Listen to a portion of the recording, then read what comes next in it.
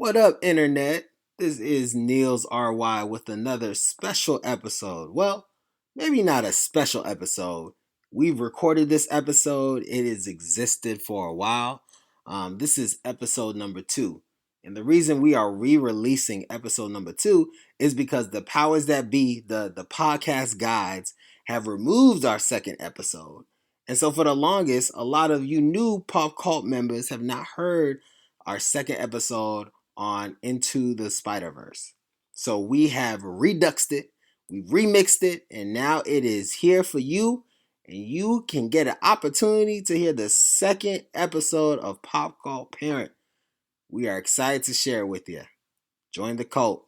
Peace. My name is Peter Parker. I'm pretty sure you know the rest. I saved the city, fell in love, then I saved the city again and again and again. Look, I'm a comic book, a cereal, I did a Christmas album, and a so-so popsicle. But this isn't about me. Not anymore. Spider-Man. Welcome to Pop Culture Parenting, the podcast where we as Black fathers talk about the media that raised us and how we plan to share and introduce that media with our children. I am one of your hosts, Mark, a.k.a. Clyde Jones. And I am Niels R.Y. And this is Pop Culture Parenting, and today we're going to talk about, well, we're going to do a little different. Usually, if you listen to the intro episode, we said we're going to talk about things from our past. But this film has been making so much buzz, and we both saw it recently, and I think it's pretty groundbreaking. It has a lot to do with what we're talking about. It's hot fire. It's hot fire. It's Spider-Man Into the Spiderverse. And so before we even get into the levels of this movie and what it represents, Nels, you are a historian. Mm-hmm. Give us a little background about Miles Morales and the Spider-Verse in itself. Absolutely. So, again, this is the movie Into the Spider-Verse, 2018 movie. It actually was a couple years that they were trying to produce and make this movie. Mm-hmm. It was directed by a whole bunch of folks that are random and don't really matter. But what is important is the writer. One of them is black. It's my fault. Yeah. Well, let's give props to that brother. I think it's Peter Ramsey. I'm not sure. Anyways, much love, brother. Keep doing your thing. But what's to note is this was written and produced by Lord and Miller. Well, I think Lord actually just wrote it, but it was produced by Lord and Miller. If you heard Lord and Miller before, they're the ones who directed the Lego movie. Cloudy with Chance of Meatballs. Yep. 21 and 22 Jump Street. Yep. And they were supposed to do... I'm so mad. The Solo movie. I'm so mad. That was supposed to come out earlier this year. I'm so And they got fired. So they flipped it. They were supposed to do a Disney Solo Star Wars movie, flipped it, and turned out one of the best animated movies of the year. Did you hear what happened with that, basically? I heard they did way too much improv. Yeah, so basically they showed Disney their dailies, and Disney's like, oh hell no, you guys are just joking it up with our property in Star Wars. Is not happening. And so they fired them. It was probably going to be a really good movie. Probably going to be fantastic, man. And can you imagine Donald Glover just improvising, being the coolest black man in space for 2 hours? All my money. All my money. Take it. But hey, we're not here to talk about Solo, but go ahead. So yeah, that's an important, folks. And before I go into the history of all this, I just have to stop and say, can you believe we got this movie and Black Panther in the same year? In the same year. And I'm willing to say real quick, I kind of like this more than Black Panther. The ancestors are listening to you, so I don't know if I'm going to verbally say that out loud. But what I will Spider-Man. do is wink at you, but I will not say out loud. But I love Spider-Man. Spider-Man, Peter Parker is one of my favorite characters in media. He's one of ever. the greatest media characters of all time. I might be a little biased, but I digress. So let's give a quick rundown. If you haven't seen this movie, there's going to be a whole bunch of spoilers. Go watch the movie, though. Go watch the movie. Please. Why are you here? Pause this. Actually, no. Listen and get this whooping of spoilers all the way through because you should have done better with your life. Even though some of you have kids, so you might didn't have time. Save yourself. Go watch. Don't spoil yourself. This movie has so many good moments, but hey, So let's talk a little bit about some of the main characters before we jump into the review. All this movie takes place in the Ultimate Universe of Marvel. So a quick history of the Ultimate Universe. I'll be like super quick. There is the main universe of Marvel, which is called Earth 616. And then there's the Ultimate Universe. Essentially, the Ultimate Universe was created to be slightly more edgy, slightly more modern, and no lie, interpretation of if our superheroes were to be made into movies, this is what they would look like. So the Ultimate Universe, basically Marvel's like, hey, we want to take more like edginess with our characters. Make them a little bit more modern, this is what we would do. And one thing I heard, if you could clarify, I heard death in the Ultimate Universe is permanent. That was like a rule that like if someone dies in Ultimate, they are dead. There's no coming back. Well, it's comic books. Yeah, so it's comics. Folks come back. Yeah. Let's just say it's more serious. Okay. It's more like, oh, well, I guess we'll see him in 3 months. It's like, instead of next week. I don't know when he's coming back. He may not come back. Okay, all right. An important thing to know, I would argue the most important thing to know is in the Ultimate Universe, that is when you see the first black Nick Fury, who was made after Sam Jackson, and he became so popular, everybody knows Nick Fury is black now because the Ultimate Universe Nick Fury was black. Real quick, that Nick Fury, the black Nick Fury, he's actually, isn't he the son of the like Nick Fury Prime? Yeah. Okay, so he's related to that Nick Fury. He's related to Nick Fury. And that leads to another important difference between the Ultimate Universe and the main universe. This is probably the main difference.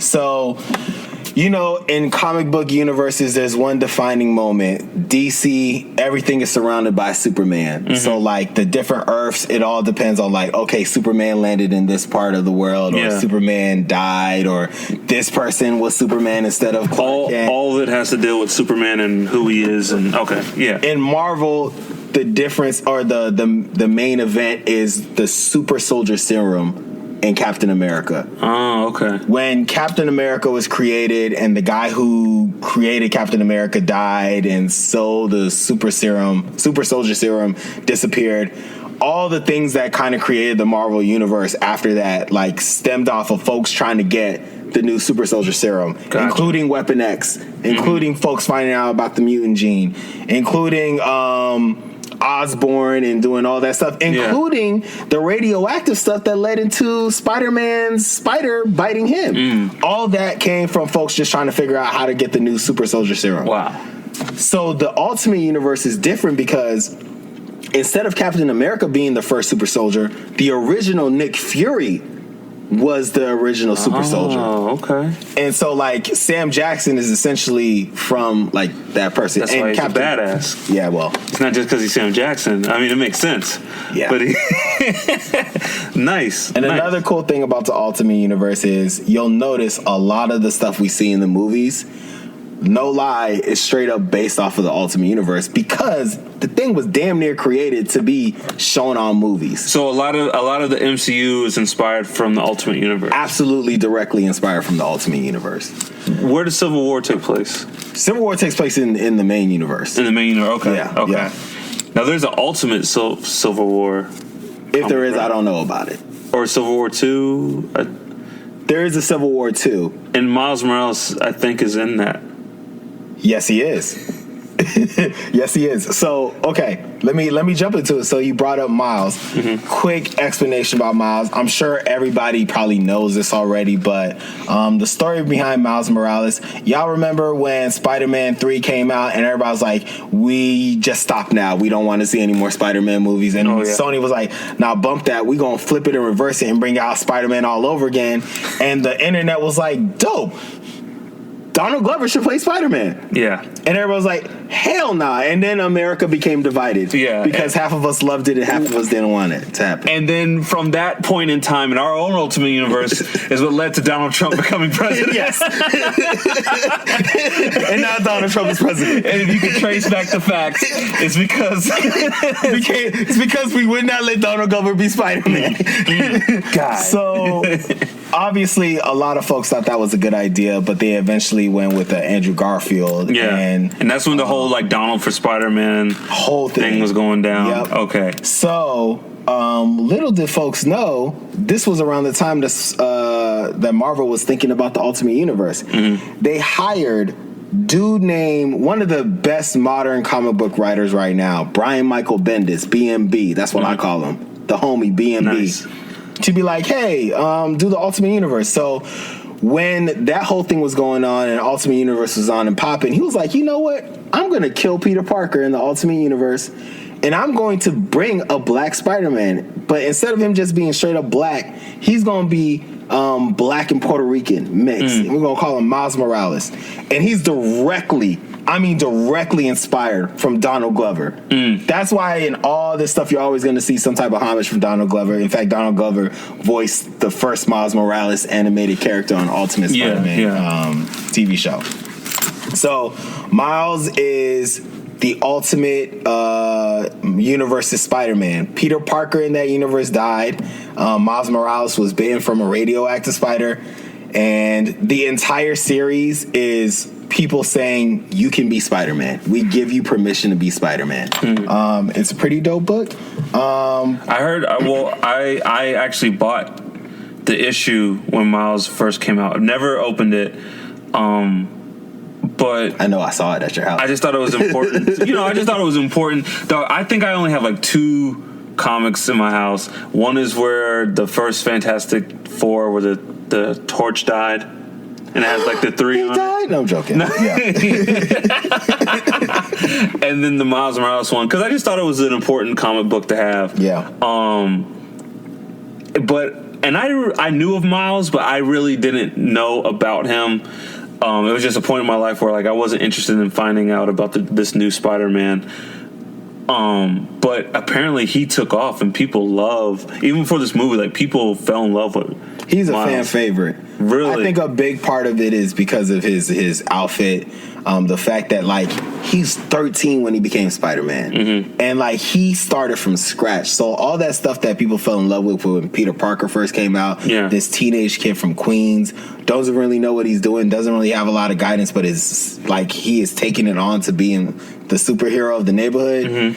That was Miles for like this generation. And he still had to be black the whole time. Like when he took out the superhero outfit, he still had to deal with the fact that he was a black man living in America. So real quick question about Miles and the Ultimate Universe. Is it like Miles fighting Peter's bad guys, Miles' version of Doc Ock, whatever, or is Miles developing his own rogue gallery? Yes to all that. Yes to all that. The way that they can kind of get away with that too is because it's the Ultimate Universe. It's a different universe. So like you still have some some rogue gallery villains that you'll see day to day, like Kingpin, like Doc Ock, all that stuff. But then you'll have like some folks who just spring up, or you'll see like different takes of folks, like the Lizard may like just be a giant mutant who's walking around, and then that's like Miles' own new unique type of villain compared to what he was in the other universe. Oh man! So that's Miles. That's Miles Morales. So, and again, big shout out to Brian Michael Bendis. This dude was a legend before he created Miles Morales, but like he risked his career to kill Peter Parker, even though it was an ultimate different universe. To kill Peter Parker, the most popular character in Marvel. And you know what? When was this? When was Miles Morales created? I want to say 2008. Yeah, Dog, it was right when Obama became president. So you and I had this conversation, right? That I'm like, wow, that's such a big risk, because people need to understand this is before the MCU, right? Yeah. Or right when it's getting started. Yeah, this is before. People don't understand. Iron Man was some garbage. Like Iron Man, I think the Iron Man movie just came out. Dog, Iron Man was not. Like, when people thought about Marvel, I never thought about Iron Man. before the MCU. Well, I knew of him. Captain America, Spider-Man, Wolverine, Spider-Man, Hulk, X-Men, Wolverine, X-Men, right? He was like number 20 on the list. Like, before Iron Man was popping like he is, to be like, yo, Spider-Man represented Marvel. Mm-hmm. If you showed me Marvel, I thought Spider-Man, then X-Men, Captain America, all that. Big facts. To be like, I'm going to kill... That's like me going to work for Nintendo and be like, hey, I'm killing Mario. And the new Mario is this black kid from Brooklyn. Yep. That's exactly what it is. And yo, that takes a lot of fucking balls. And then the fact that but apparently Marvel's always been willing to like take risks. That's what they do. Really? That's what Marvel does. Like, granted, I would say part of their ability to take risks is Marvel was like at a really low point before the Ultimate Universe came in. Like, they were bankrupt. As everyone knows, they sold their rights off to Sony, sold their rights off to Fox because they were just trying to not be bankrupt. So I'm telling you, man, like this was a big risk for them. Yeah. So yeah, Brian Michael Bendis created the House of M, which is a line of pretty much like, okay, Scarlet Witch goes crazy and changes everything, like flips the entire universe. It's a really I don't want to ruin it for folks. It's a really dope story. Okay. So yeah, pretty much, long story short, Brian Michael Bendis is a legend. And that's the story of Miles. Other character that you all may be super interested in is Gwen Stacy. Spider-Gwen, Ghost Spider, or Spider-Woman, whatever you want to call it. What is her name? Because the comic is Spider-Gwen, but I was like, she can't call herself that. People would know who she is. So it started off as Spider-Woman. Like, she, in her universe, this is Earth 65, she's Spider-Woman. Okay.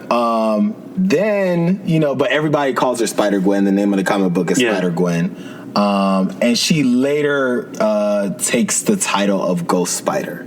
Ghost Spider? Okay. Yeah. Dog, her comic, not her comic, her costume is dope. It's probably the dopest costume in Marvel. It's pretty fucking sick. Like, I thought, I was never really a fan of Miles' costume. His costume in this movie is fire. I love it. Yeah, and I think they need to, like, I don't know what it is in the comic, but it needs to be this. It's probably going to end up being that. Yeah, but Gwen's costume is fucking great. They didn't change a thing. Really? That is exactly what her costume looks like in the comic books. Nice.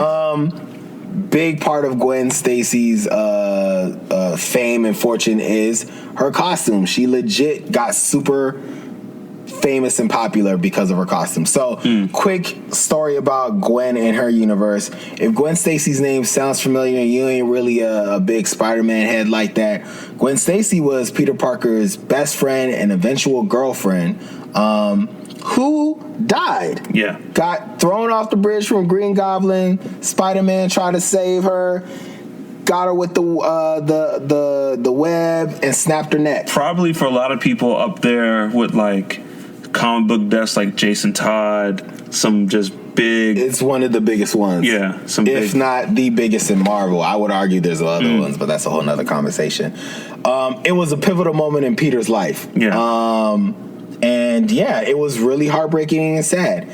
And so imagine in this universe, she never dies. And not only does she not die, instead of Peter getting the spider bite, Gwen gets the spider bite. So now Gwen is Spider-Woman, when in some other places she don't even exist. Cool thing about Spider-Gwen is that her defining moment was when her best friend Peter took a serum to become their version of the Lizard. Gwen has to beat him down to the point of him being near death because he was going to kill everyone and everything. Damn. And as he was dying, he looks at her, he's like, I wanted to be special just like you. Damn. And he died. And that is the moment she was like, I'm going to be a hero. I'm going to save as many people as I can. Shit. Yeah, man. I thought fucking Peter had a rough story. Dang. Long story short, every spider hero, if you're a spider hero in Marvel, you had a rough coming up. That's rough though, man. Yeah, man. I didn't know that about Gwen. I mean, the only thing I knew about Gwen is like her being Peter's friend and dying. It was the Green Goblin that killed her, right? Yep. Yeah. But no, hey, thanks for that like background. I guess the first place to start is, like you said, like Marvel sold. Let's talk about how we got here, right? So let's talk about how we got into the Spider-Verse.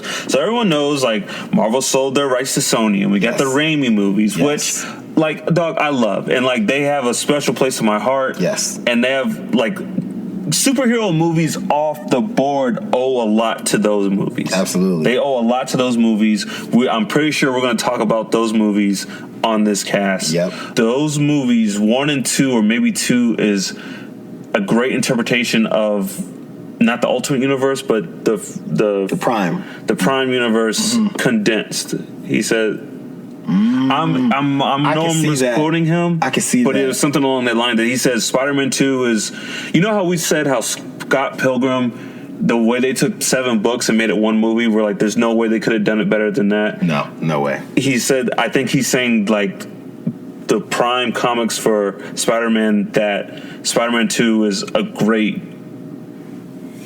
condensed version of those comics. Yeah, we could talk more about the Raimi's movies, but I mean, I think we could just say pretty quickly they're 1, very important, and 2, Spider-Man 2 is one of the best comic book movies ever. So those are made by Sony. Yes, Sony owned the rights from Marvel. We all know this. Blah blah blah. So we had 1, 2, and then we had 3. We're not even going to talk about 3.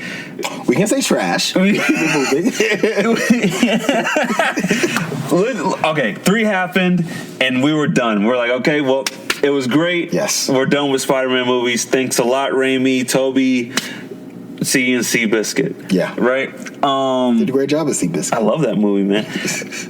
Sony's like, oh, no, we're not done with the Spider-Man money. We're making more, and that's where we got into this whole Miles Morales thing, blah, blah, blah. Andrew Garfield, say what you will about those movies. I think the one thing those movies do great is Spider-Man has quips. He's talking.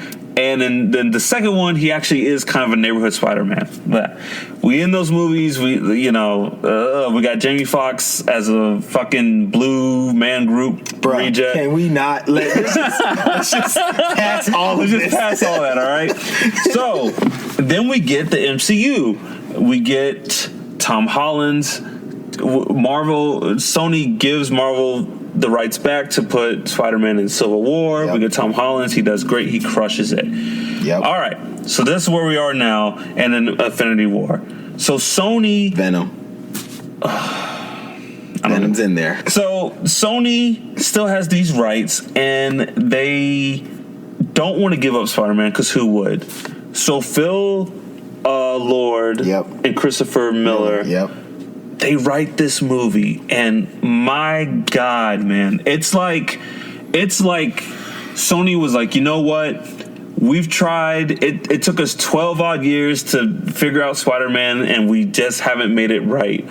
Here's a bunch of money. Do what the fuck you want. And they ran with it. And this movie takes so many chances. You know what I love about this movie? I feel like hopefully everyone realizes this is a fuck you to origin stories. Ooh, but it is an origin story. But here's the thing about this movie. This movie doesn't hold your hand and be like, okay, this is Peter Parker and this is this and this. The movie's like, hey, we're in this universe. This is Peter Parker. You know what happened to Uncle Ben. Let's get to it. Yeah. And I'm so, if I have to see Batman's fucking parents get shot in that alley one more time, you don't need to. No one needs that. But you know the beautiful thing is, they pretty much said, look, society, you know who Spider-Man is. And I think that's you great. know these heroes. You know this story. Like, we're not going to act like there's only a segment of this area, of this country, of this world who knows who Spider-Man is. All y'all motherfuckers know about Spider-Man. Yes. Like, I'm not going to explain this shit no more. Dog, there's no way this movie would come out when we were kids. At all. For a bunch of reasons. But the fact that they just dive into this Spider-Verse and they just accept that people are going to figure it out or know it, I think that's amazing. Yeah, it's beautiful. The animation on this movie is, like, if you're a fan of animation, you got to go see this. Mark, you and I watched this together, and I was sitting there like, is this 3D? Yeah. Is this anime? Like, I was just mystified by this animation. Yeah. I couldn't grasp it, but I loved and enjoyed every second of it. It looked like a actual comic book came to life. Yeah, absolutely. And it's funny, Sony's actually trying to patent this animation style. Yeah, that's pretty smart. Yeah, it is. Because Disney will be like, well, yeah, we're going to do that. And dog, this is another reason why this movie's such a breath of fresh air. I love Pixar movies, right? Yeah. But it's like once Toy Story came out, there was a trend and everyone followed it. DreamWorks followed it, Sony Animation followed it, and all these movies look the same. All the characters look the same. You put a DreamWorks movie next to How to Train Your Dragon, they look the same. They just have a quality to them that looks the same. This movie looks like nothing we've ever seen before. They actually let the animators draw over the 3D models.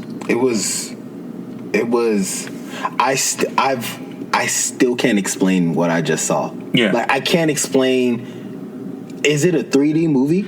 Is it an animated movie? Is it a new? What is this called? 2.5? See, I think it's 2.5D? It's a little cell shading, but like, I love this because this is like, we all thought that the traditional animation is dead, and I think this movie is saying that like, it doesn't have to be dead. Let's just elevate it. Not everything has to look like The Incredibles. It was like an animated claymation.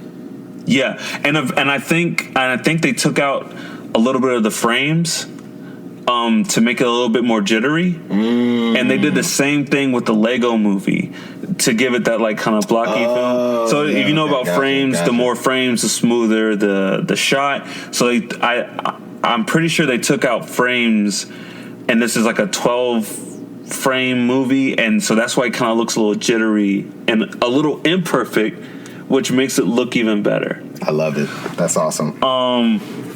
So like, we saw this together. I wanted to see it as soon as I saw the trailer for it.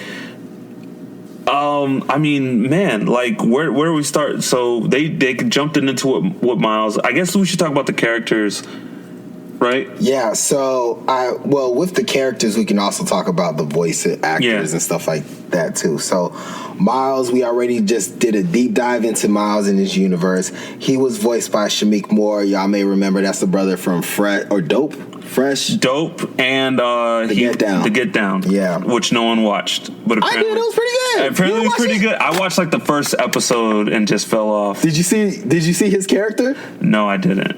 Okay, so go back, watch his character. That brother can act and dance and rap. He's the main character in Dope, right? Yeah. Okay. Yeah. Yeah. Do that now. Okay. No, not now because we're recording this podcast. He's Nigerian. Oh God. Anyways, West African. I'll rap. Peter B. Parker, who is the Earth Prime Peter Parker. He is the Peter Parker we all know and love from the main universe. That's voiced by Jake Johnson. He did New Girl. So yeah, he's pretty. He did the cop movie too. Let's Be Cops. Yeah. Yeah, he's pretty good. He killed it, man. Tag. He's hilarious. He killed it. And I think it's pretty clear that this Peter B. Parker in this movie is the Sam Raimi Peter Parker. The Sam Raimi Peter Parker is the Peter Parker in the main universe that we're watching with Miles Morales. There's hints and things there. Yeah, that this Peter Parker in this movie is the Peter Parker from those Sam Raimi movies. I agree, it is. The dancing scene that he had and the saving the train. Pretty much when he's doing his montage, it's all of the Sam Raimi like highlights. Even the kissing upside down. And I think you even said that Tobey Maguire was originally supposed to be this Peter Parker, right? He was supposed to be the Jake Johnson Peter B. Parker. But they thought it'd be too confusing with the voices. Okay. I think part of the reason it was going to be so confusing is because old Peter Parker is not the Sam Raimi Peter Parker. He is the main universe Peter Parker, and they didn't want to confuse folks because Chris Pine's Peter Parker is the one that Tobey Maguire was supposed to, like, that Tobey Maguire's universe is supposed to come from. I think that's part of the reason they didn't want to be confusing. Okay. I'll name the other folks real quick. So Gwen Stacy was played by Haley Steinfeld, and just, we can name some of the other folks like Nick Cage. I just want to give a shout out to Nick Cage because he plays Spider-Man Noir. Needs to be in every animated movie that comes out for the rest of he act his ass off. Dog. He acted his ass off. Spider Noir, is it Noir Spider-Man or Spider-Man Noir? Spider-Man Noir. I need more media with him and Nick Cage playing him. If it's shorts, if it's a fucking webcat, dog, I need Nick Cage monologuing. Let's just do a TV show. The TV show is Spider-Man Noir. He killed it. He really did. So we got a lot, pretty much the cast is dope, but I gotta mention one specific person. Mm-hmm. It's not gonna be who you think. It's Lily Tomlin, who plays Aunt May. And the reason I am shouting out Lily Tomlin is because she is the original voice of Miss Frizzle from the Magic School Bus, which was one of my favorite, if not my favorite TV show growing up. Really? And I love Lily Tomlin because she was Miss Frizzle. Woohoo! Yep, and she's Aunt May. So, yeah, that was the cast. The animation style, the cast, man, when I watched this movie, man, I was just so moved, so into it. I have this way that I judge movies I've seen in theater, and if it makes me feel like a kid, I know I'm watching something special. Yeah. There's a couple movies that have made me feel that feeling, and this movie from jump, really, really made me feel something special. Now, is Miles in this movie for some reason? Is he Dominican, or is he still? No, it's Puerto Rican. It's Puerto Rican. Yep. Okay. Mm-hmm. It's just man, that first scene where Miles is getting ready for school and he's singing and he doesn't know the words. Yo, I was like, dog, everyone does that. Because, we all have favorite songs, but all we know is, the one part. But when he's getting ready for school and he's walking down the street and he's, talking to his friends, I was like, man, this is something special. Because, he goes to one friend and he drops some Spanglish and English, He goes to the one friend and he's they dap each other up. And it's man, this is New York. This is the world. There are kids that will drop Spanish, drop some street shit, and I don't know. I was amazed that we were seeing that in a Spider-Man movie. He was masterfully code switching. Yes. On his walk to school. Yes. And it was normal. It didn't take any extra energy out of himself. He was being his authentic self, but code switching. And you know what? That is what all black people have to do to be successful in this country. Yes. Code switch like a motherfucker. We got to be kung fu masters at it. And Miles showed it, and it was just the first minute? It was the first minute of the movie. And man, our friend and probably future editor of this podcast, Esco, me and him were talking about, he is Hispanic. We were talking about the Blue Beetle and how in Young Justice it's so fucking great.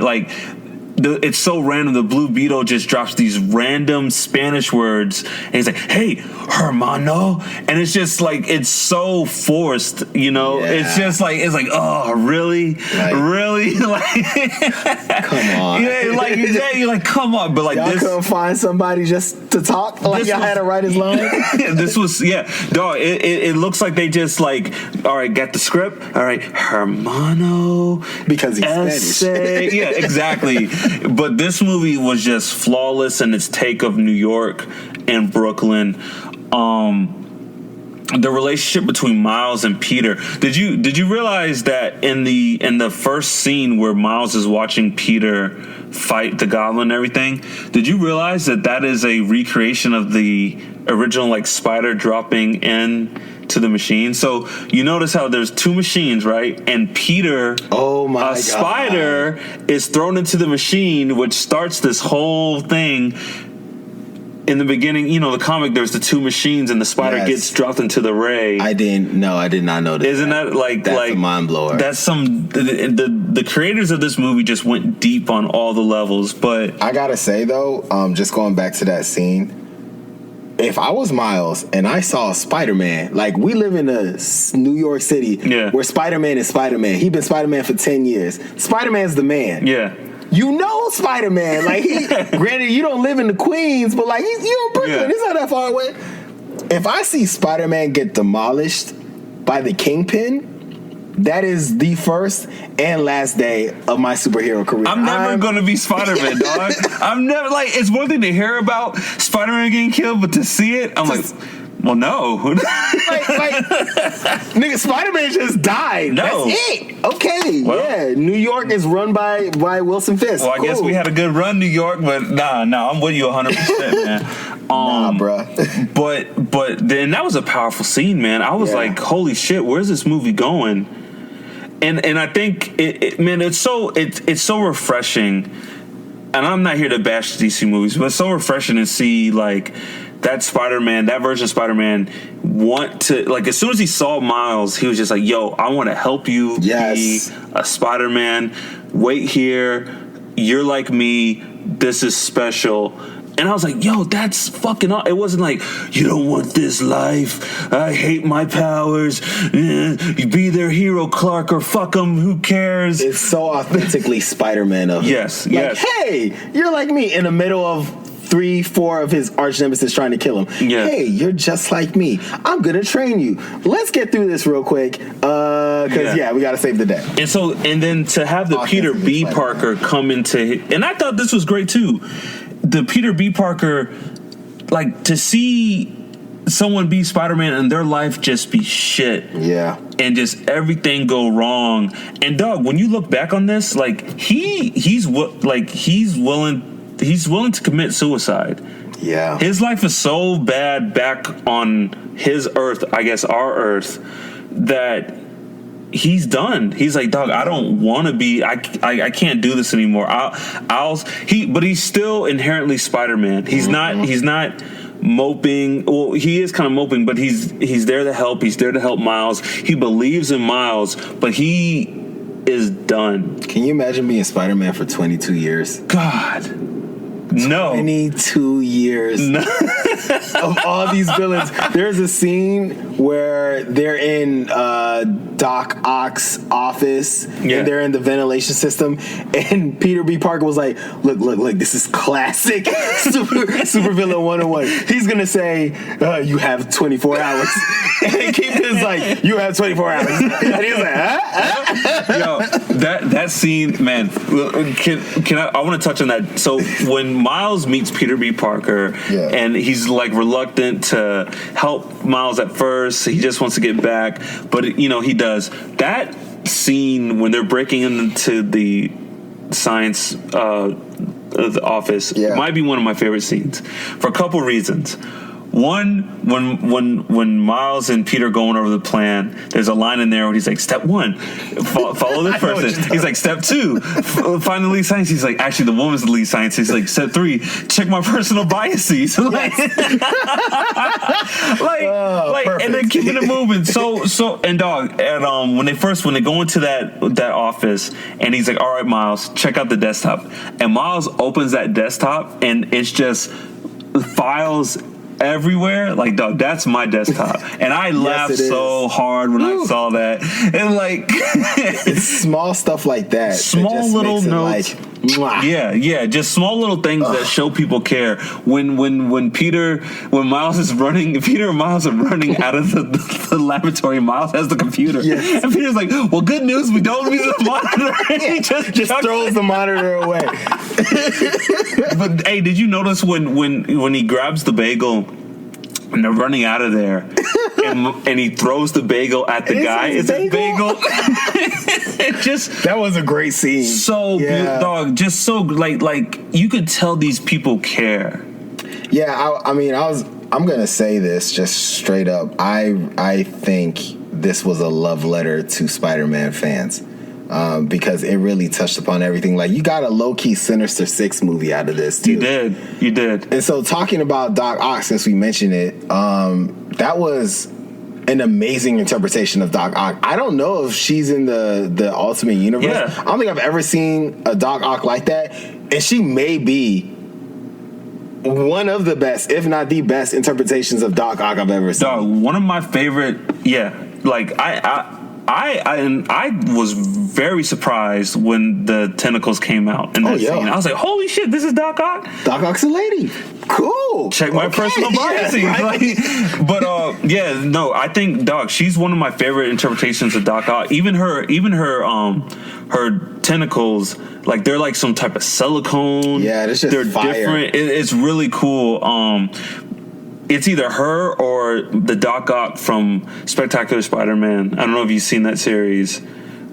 Those two are probably my favorite interpretations of Doc Ock. I haven't seen it, but I'll tell you this. I've read a lot of different Doc Ocks. Mm-hmm. So, like, I have read and seen a lot, and I am telling you, she's up there. Nice. She is up there. There's like, a little she's one of the best. internet controversy because, of course, everyone's a little fuckboy nowadays. You know, apparently there's a rumor that her and May have a relationship. And I didn't even think about this until our friend, we have a mutual friend, I won't mention him on the podcast, but you know where they're at May's house and all the enemies come up? Apparently Doc Ock's like May, and was it Olivia? She says her name, and she says her name back, and people are saying that they've had a relationship together because in this universe, apparently Aunt May is a badass when it comes to tech and things like that. So it would make sense that them two both being like kind of engineers and scientists might have had. Interesting. Yeah, I didn't notice it, but hey, like maybe there's something there. Huh. Yeah. Okay. But I think we need to also talk about the relationship and the acting with the Prowler. Oh God, Dog. Uncle Aaron. Dog, I don't know much about the Prowler. All I know about the Prowler is when I saw him in the original animated series. Dog, Enough said. I don't know nothing about the Prowler, but this dude, is he a G like this in other interpretations? I will say okay. He is never a G like this. Okay. He's done some G shit before. Yeah. Uncle Aaron is the Uncle Aaron in this movie is the most badass Prowler I've seen. But the Prowler is typically, depending on what you're looking at, reading at, does some badass shit. He's kind of like, you know how the hunter, what's the hunter's name? Dude. No, not Craven. I think it is Craven. Is it Craven? It's Craven. Yeah. You know how Craven will have some badass moments? Yeah. But I don't know if you'll say he is the badass. Yeah, I mean, he's just a dude. Yeah. Like, you know. The Prowler is a dude with a bodysuit and some claws. Okay. Well, man, the music, the score, his score, like when he's chasing scary. Miles, I'm like, this. Remember Shutter Island?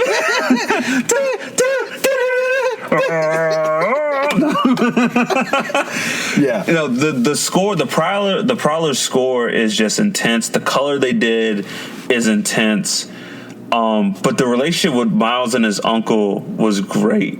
Like, that was such a great relationship. I feel like that is my relationship with my uncles. You know, like, just like, he's not your dad, but like, he's trying to set you the right way. But like, when you're with your uncle, you could be a little bit more relaxed, a little bit more chill. And when you're watching the scene, and if you know the story of Miles, you know that he is being chased by his uncle the whole time, and you're like, oh goodness, what's he gonna do when he finds him? What's it gonna happen? And so yeah, it was an intense but dope introduction of such a dope character. I will say though, with that, I do think Miles' origin in this movie, it has some great moments, and I'm going to touch back on that. But I think it's kind of like, I don't know if rush is the right word, but the whole thing with Miles and his dad and his uncle, I feel like there should have been kind of more there. Yeah. Especially when Miles' dad finds his uncle dead, and I feel like there's a whole backstory to the Davis brothers. Okay. That we don't get. Like, there's a reason Miles is called Miles Morales and not Miles Davis. Okay. I think they didn't touch on it at all. Quick rundown. I don't even know if this is what they were trying to play onto it, but Jefferson and Aaron were criminals, career criminals. They went to jail a couple times. Jefferson turned his life around. In this universe, he became a cop. Yeah. Aaron did not. He became the Prowler. And so because of the life of crime, Jefferson didn't want his son to have his last name because it'd be always associated to the Davis brothers. And plus, his name would be Miles Davis. Let's just keep it 100.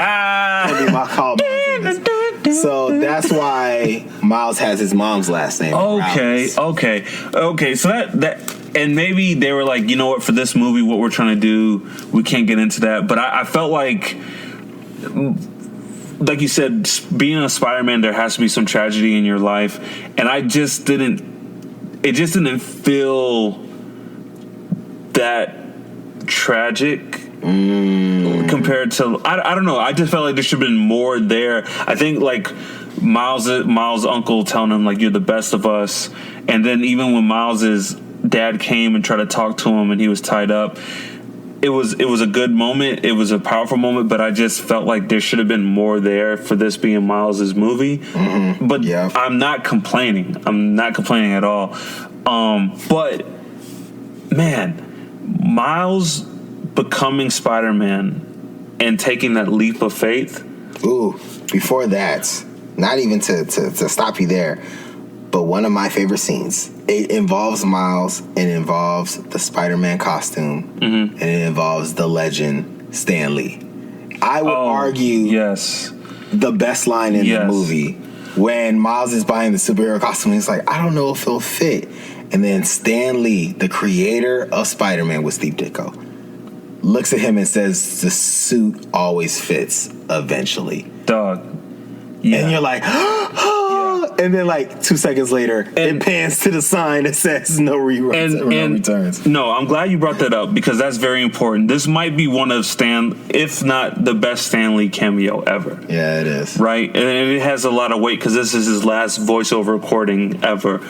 But I want to touch on something.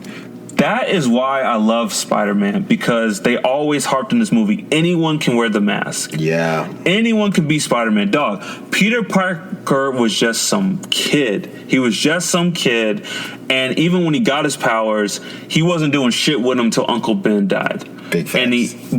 But a trend that we were seeing in Hollywood movies, and it was pissing me off, and they even tried to do it with the Andrew Garfield Spider-Man, is this, you're destined for it. You were destined to be this. You have fucking special blue alien blood. That's why you're special. I hate that. I think that's I don't know, when I was a kid, when I saw things like that and they were like, oh, well, you were always destined to be, it would kind of like break my heart a little bit, because then I was like, well, I can't be that person, because I wasn't destined. I wasn't some special born on the moonlight whatever the fuck, you know. But Peter Parker was not that. Peter Parker was just some kid, and I always thought that was great. In Hollywood, for the longest, they tried to do with the fucking new Ninja Turtles. Oh, you were always destined to be this, and April knew you when you were whatever, and like pissed me off. It pissed me off. And then with this new one, oh, Peter,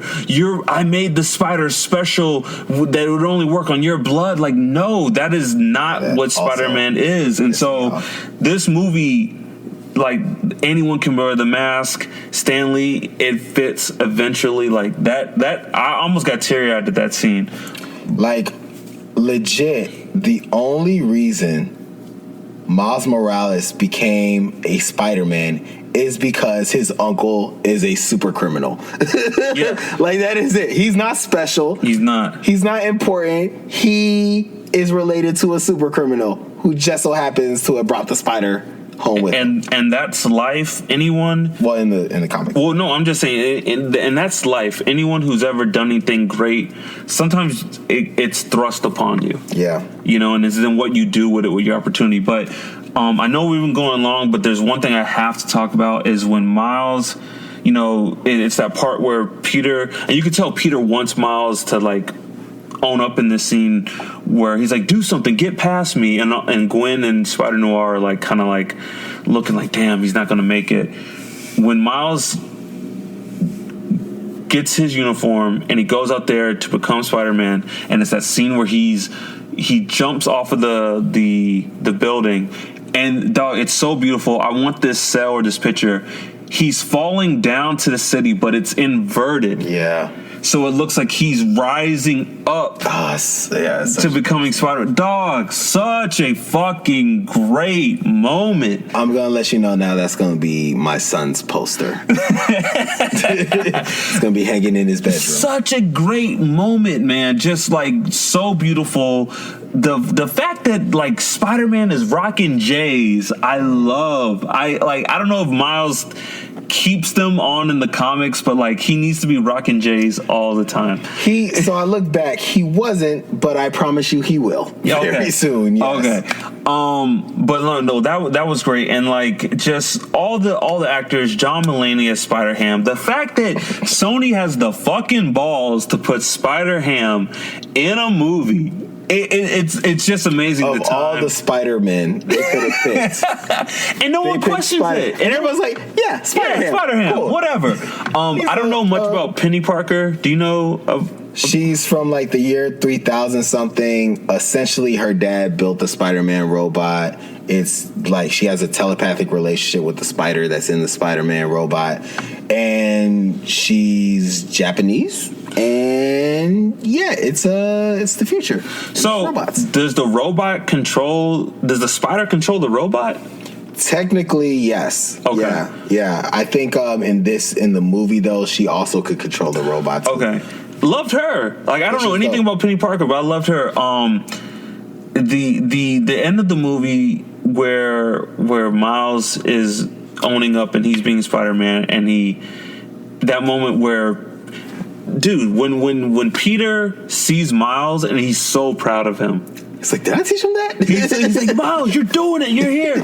But when he's like, it's just a leap of faith, and he lets go of the old Spider-Man. Oh, yeah. That's the best. And you could tell Peter, like, he's going to be all right. Miles is going to be okay. If anything, like, I saw that, and it was like, you need to take a leap of faith. Because that's when he was reaffirming, like, I don't need to go, but like he's like, I don't want to go back. I don't know what's over there. Like I'm ready to take my life out now and just save the day, like Spider-Man. And Miles is like, take a leap, man. Take a leap of faith. You could do it. You got to remember why you're Spider-Man. Another thing from that scene, from that like end of the fight scene when Miles was like saving the day, that is like a special love letter to Spider-Man fans. Like I don't even know if other people would have caught this, but Miles was like swinging. There was a point when Spider-Gwen was falling down, and she was like about to go into the chasm, and Miles saves her, like spider webs her and grabs her and saves her. And it's like, holy shit, he just saved Gwen using the same thing that like Peter used and that killed Gwen.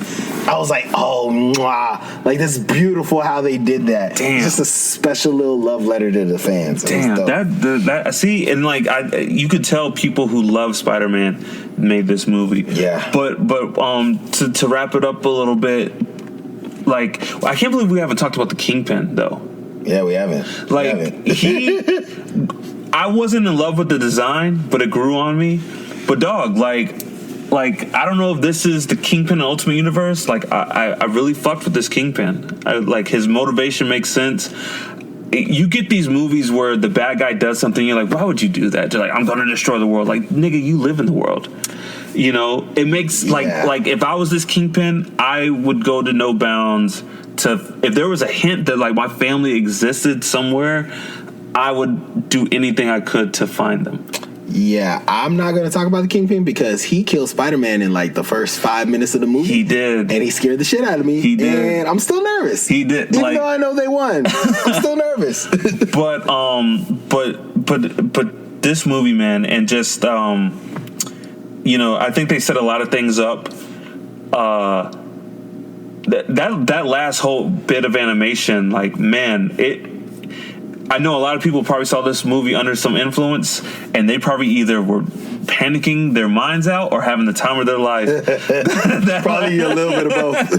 That animation was beautiful, but man, I'm really happy for what this movie represents, what it represents for young people of color.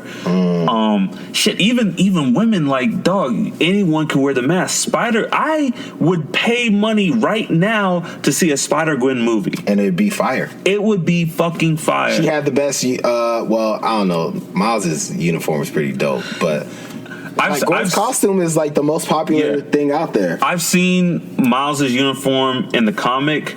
Even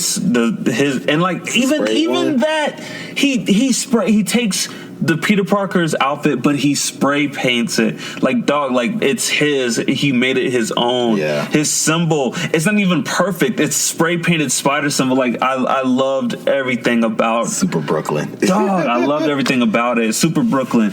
But I will say this, man, it might be unpopular. I'm kind of happy. Not happy, but I'm grateful that we have this Miles Morales, because I don't know how I would like, after seeing this guy and what he did with Miles in the animation. I love Miles Morales, man. I don't know how I'd feel about a Donald Glover Miles Morales. I don't think he would nail the character the way that this actor did. This kid is Brooklyn, and I don't know if Donald Glover would have nailed that. I think he would have been great. I think we would have loved him. He would have been sympathetic. He would have been nerdy. But I don't know if he would have nailed the Brooklyn. Donald Glover played Lando Calrissian. He did. And I did not. Do you remember? I think I talked to you about this. When they cast him, I was like, look, I love Donald Glover. That man cannot play the coolest black man in space. I thought it was perfect. And he did. And so when you say that, I'm going to look at you and I'm going to say Donald Glover would have killed playing Miles Morales or Peter Parker. No, but I'm not. He would have been a perfect Spider-Man. I'm not saying he wouldn't have killed it, right? Here, I think, you know what? I think looking on it now, he'd be a better Peter Parker than he would have Miles Morales. I agree. I think he'd be like, he would have killed Peter Parker if they just would have done some like race. He would have been a great black Peter Parker. He would have been a perfect black Peter Parker. Yeah, and I've always said, kid from Queens, lives with his aunt and uncle gets shot. Peter Parker's black. Pretty much. If you read everything if you took everything that Peter Parker is besides being Spider-Man and you put it on paper. All he needed was a nickname that like only black folks have. Like if he was called Pookie. P Park, like Petey Park, like he's black, but they definitely set this up for sequels and a whole universe in itself. I want more Spiderverse. I hope this universe gets its own comic. This Sony Spiderverse. Well, there is a Spiderverse comic that I think this was based off of. Okay. So like there was an event. I think there's another one out right now called Spider Gaming, which is like Peter Parker recruits an entire crew of Spider-Man to do this. So I think this was like a remix of the Spider-Man comics. Now you know this isn't the first Spider-Verse we've seen, because the first Spider-Verse was, you remember the animated series? Ultimate. No. The Spider. Yes, it was. There was a series of episodes. Where Spider-Man, you remember that, right? I do remember it. And he had to go find like 5 other Peter Parkers. Yeah. And one of the Peter Parkers was an actor who played Peter Parker. Yes. And he met Stanley. I remember that. Oh, that was such a good episode. Yes. And it had like the blonde hair Peter Parker that was his twin. Ben Reilly? Yeah, something like that. The clone. He's a clone. Or he's a clone, or he doesn't know if he's the real Peter Parker or not, but he decided to be Ben Reilly. Yeah, I would love to see him in a movie. Some people hinted that the Spider-Man in the Ultimate Universe, the one that Miles in the movie, that was actually Ben Reilly, but he just called himself Peter Parker because his hair was blonde. I'm like, that's a little confusing because I want that uniform, like that outfit. Ben Reilly's, before Spider-Gwen came out, that was the dopest Spider-Man uniform out. The Crimson Spider, right? Is that his name? I don't remember what his name is. I can't believe we haven't seen him in a movie yet. Seen that uniform in a movie. But if you have not seen this movie, you gotta go see this movie. We gotta talk about how this is with our kids, man. Like how we're gonna introduce this to our kids and everything. I can't wait to watch this with my daughter. I really can't. It's to the point now that like she's about to turn 1. As soon as this comes out on demand, I'm just gonna play it, and I think she'll watch, observe, study. No, and I'm so happy that like our kids are growing up. I always go back. So I have this. I call it the Zach kind of condition. And when we were growing up, it's like we loved the black characters because we wanted also to be superheroes. Yeah. Like, I love Tommy Oliver, but I was always like, I'm going to be Zach, and I always rooted for Zach because Zach was black. Hip-Hop Keto. And Recess. Vince. Yeah. Like the sweatbands on my hand. Because he looked like me, and that means a lot to kids. The fact that our kids are going to grow up with a Spider-Man in mainstream, and this isn't some like Spiderverse, hey, in this off comic that only a couple people know about. There's a black Spider-Man. This is mainstream media. Miles Morales, the black Spider-Man, and he's your Spider-Man. People love him. Gwen Stacy, the Spider Woman, and I just think it's amazing. I think it's amazing. I got emotional towards the end of the movie, or no, on the way home from the movie, because I was sitting thinking, like, my kid this is gonna be his Spider-Man. Yeah. Like, I remember how much, I mean, I'm sure you do too, when the Spider-Man, the animated series came out on Fox, we watched it every Saturday morning. It was all of our favorite shows when it came out. Like, we watched it religiously. It was the best scripted cartoon at the time. We just were like in love with the stories, and that was our Spider-Man. Can you imagine if he was black? Can you imagine if he was black?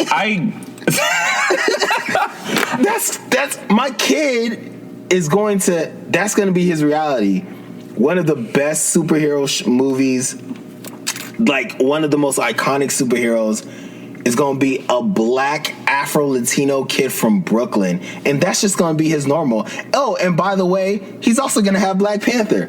Like, that's just going to be his reality. And so, like, I'm sitting here, I was driving on the way home, and I was like, my son's going to watch this, and then he's going to watch the sequel, and he's going to be like, oh, this is just Spider-Man. This is, and it's kind of, it's not sad. It's kind of like, man, you don't understand, but it's kind of beautiful. I think it's beautiful. It's beautiful that this is your Spider-Man and you just accept it. And I that's great. Doc, there's one thing you and I, so Nels and I have this long history of superhero movies where we see it and we always say, well, it was good, but it wasn't. But it wasn't Dark Knight. It wasn't Dark Knight. Dog, I'm gonna go out on a limb. This might be one of the first superhero movies I've seen that. I'm not saying it's a Dark Knight, but man, if I was put in a room and they said, "Hey, Dark Knight, Into the Spider-Verse, one of these movies you will never be able to watch for the rest of your life," I would have some fucking long thinking to do. I agree 100%. I think this is... Look, I loved Black Panther. I loved Infinity War. I loved all, like, I mean, just pretty much, I mean, Civil War, like, Marvel has... There's not a lot of Marvel movies that you can't like. Yeah. They're all pretty good. But time and time again, I was like, you're not Dark Knight. It's not Dark Knight. Yeah. You're not Dark Knight. Good try, but you're not Dark Knight. This is the one movie that I already know I'm going to love to the level of how I love Dark Knight. Like, I have fallen in love with Spider-Man all over again. Tom Holland didn't do that, and that was a dope movie. Yeah. Even in his time in Civil War, I was just like, oh, great. Yes. Thank God we got Spider-Man back. And that did not have the effect on me that this movie did. Exactly. Like, it brought me back to, there was two moments that it brought me back to that really, like, hit my heart that I'm excited for my son to experience. One was in 1994 when I first watched, like the first season of the animated series on Fox. I was just like, oh, this is Spider-Man. That was this a is so special great. show. And the second time was when I first watched the Sam Raimi #1 Spider-Man, like the first Spider-Man. Yeah. And I was just like, oh my God, this is Spider-Man. I haven't felt that until I watched this movie. Yeah.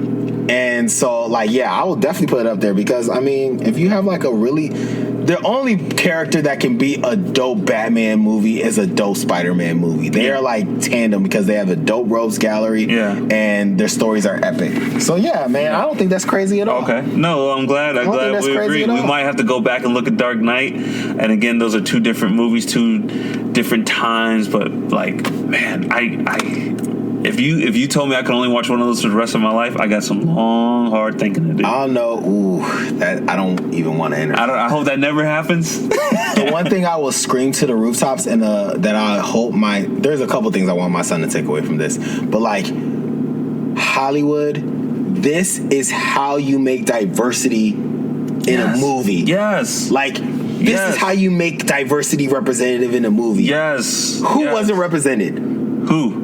I don't know. Who? I don't know. And they didn't. It wasn't like a stretch. It wasn't for. You just do it. You just do it. You just, dog. I've always said that the one thing I hate is when people write for the race of the character. Like, just write good stories. Just write dope stories. You could take Friday. I always go to this. You could take the movie Friday, and that's any like buddy high movie. We're trying to get to the party. It's super bad in the hood. Yeah, pretty much. You know what I'm saying? Like, and that's why people love Friday. It's just a dope movie. Like Black Panther, that has a lot of groundbreaking representation in it, but it's a good story. It's a great movie. And I love that we're getting to this point where Hollywood's realizing, like, oh, we could put black people in movies besides Will Smith and Denzel Washington, and people will go see them because we just want good movies, and we want to see different people. Like I'm sorry, I'm over just seeing a bunch of white dudes do shit over and over and over. I want to see some Robert Downey Jr. I'm like, and I love Robert Downey Jr. And I love it, but like I just want to see. We grew up with that our whole life. I want to see some Miss Marvel. I want to see a Muslim girl wreck shit. I want to see a Asian dude wreck shit. I want to see all that. I want to see all that because it just. And you know what? So does the rest of the world. Yes. Because guess what? Black Panther made money. This movie is making money. Like the world is telling you, Hollywood, make our movies diverse and make them good at the same time. It's not hard. I'll just say this. I can't believe that after Civil War and Homecoming that one of my favorite superhero movies of all time it's made by Sony. It's a Sony Spider-Man. Did you think you would ever say that out loud? No. Like it's and part of someone at Sony is like just laughing the most evilest laugh. If Marvel owned the rights to everything on Spider-Man, we would not get this movie. This movie would not exist if Marvel owned the rights. It'd be I'm not saying we wouldn't get Miles Morales, but it wouldn't be this movie. Oh my God, that's scary. It would not be this movie. We wouldn't have gotten this. We would have got Donald Glover, Spider-Man. Hey, yo, it's not bad, but we wouldn't have got this. But I mean, man, we talked about this a long time. There's one thing I'd want to say to my kid when he watches this. Authenticity. Like Miles, like the entire movie, Miles was like never compromised his authentic self, but he didn't compromise the fact that he needed to be better. He was like, I need to be myself. I am myself.